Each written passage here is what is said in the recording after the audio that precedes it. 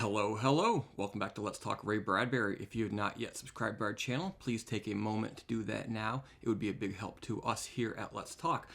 All right, so as you well know, here on Let's Talk Ray Bradbury, we are working through the collection, These Stories of Ray Bradbury, reading and reviewing these short stories by the master of sci-fi and other genres. Today we are at 99 of 100 in the Stories of Ray Bradbury collection, which is entitled Gotcha from 1978. If by now you don't know how this works, it begins with a synopsis of the action of the story, and then I wrap up with some thoughts and feelings about what it all means, and if it's still a good story relevant today in our world. Today's one I think is pretty timeless. Charles and Beth have been involved in a love affair for the last year. No last names are given for their characters, but they hardly even use their first names either because they're too busy calling themselves cute little pet names. One morning at breakfast, Beth asked Charlie if he knows the game Gotcha and if he wants to play. And he says okay, and they plan to do it that evening. So that evening in bed, Beth turns out all the lights and instructs him to remain silent, laying on the bed.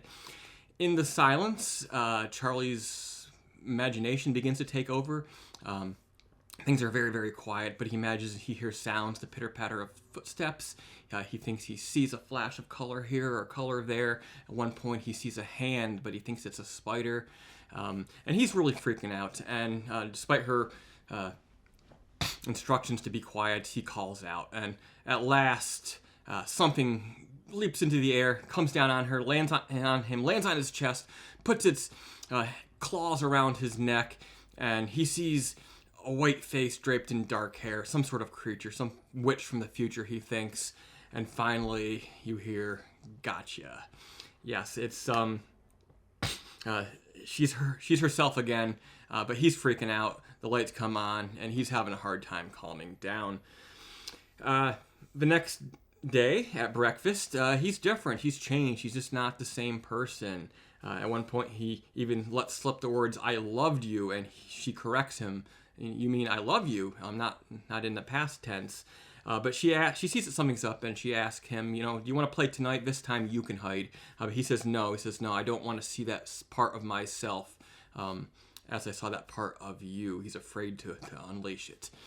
So, a great little story with a lot of great tension. I know I don't really give it much justice in my description, but it is great. It's just wonderful tension building, and being Bradbury, you're waiting for the twist. You want to know, is this real? Is this fake? And he really keeps you guessing in a space of a few short pages. The main part of this is our imaginations can create a lot of things in the darkness and in the silence, and that's why I think we need, many of us, constant stimulation. Is that we're sort of afraid of what our imaginations will cook up if we allow ourselves to be in that utter silence and darkness. But really, it's about something else. It's about the relationships. Do we really ever know the person that we're in love with? We have these great first phases of relationships where everything is lovey-dovey and great, and then at some point, you learn something different about them. And after that, it's hard to get back to that place you were in the beginning, which is probably why a lot of people jump from relationship to relationship, is they sort of crave that thrill and that fun of that perfection of the beginning, but then sort of get derailed in their fear of what comes next. It's a case of, once you've seen something bad in a person, can you ever unsee it? And I think in a veiled way, it might refer to sort of like an affair. If somebody cheats on you, and you may want them back or tell yourself you want them back, but can you ever trust them again? Can you ever see them the same way? And I think that's really what's underpinning this whole story.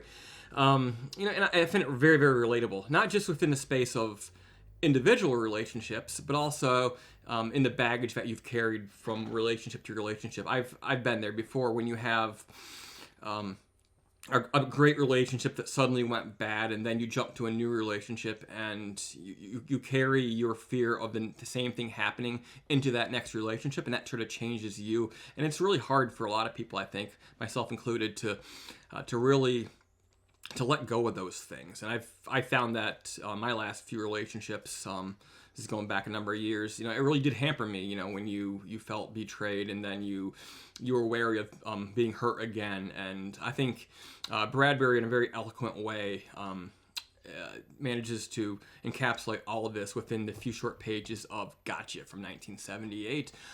All right, it comes down to this. One more story to go. The End of the Beginning from 1956, and then we will finally wrap up Let's Talk Ray Bradbury's 200th short story review. I hope that you will subscribe and join me for that very, very soon. Thank you for tuning in, and until next time, gotcha.